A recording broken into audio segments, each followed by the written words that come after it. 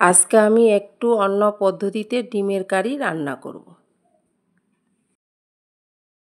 প্রথমে আমি দুটো ডিমকে ফাটিয়ে পেঁয়াজ লঙ্কা দিয়ে অমলেট করে নিব। সাথে একটু নুন আর সামান্য হলুদ দিব। কড়াতে তেল দিয়ে এবার আমি ডিমটাকে ভেজে নিব।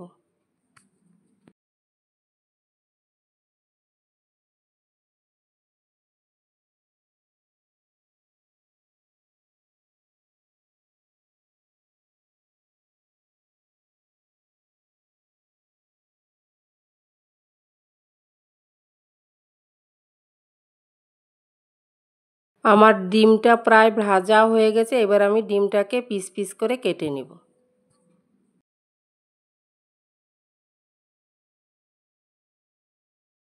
আবার কড়াইতে সামান্য তেল দিয়ে আলুটাকে হালকা ভেজে নেব।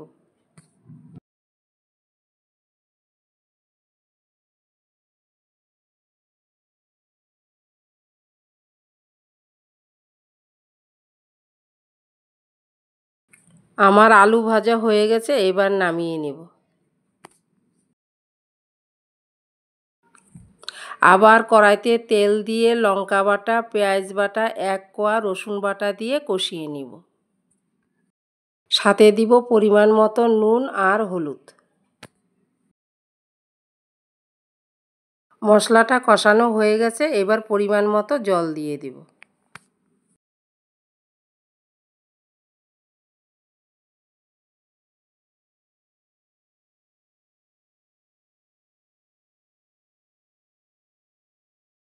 এবার আলুগুলোও দিয়ে দিব।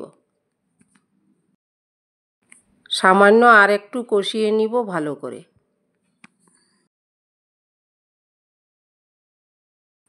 এইবার পরিমাণ মতো জল দিয়ে ডিমগুলোকে ছেড়ে দিব।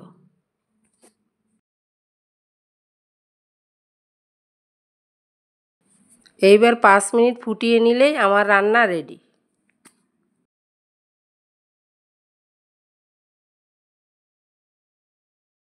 তোমরাও এইভাবে একবার করে দেখতে পারো, ভীষণ ভালো লাগে খেতে।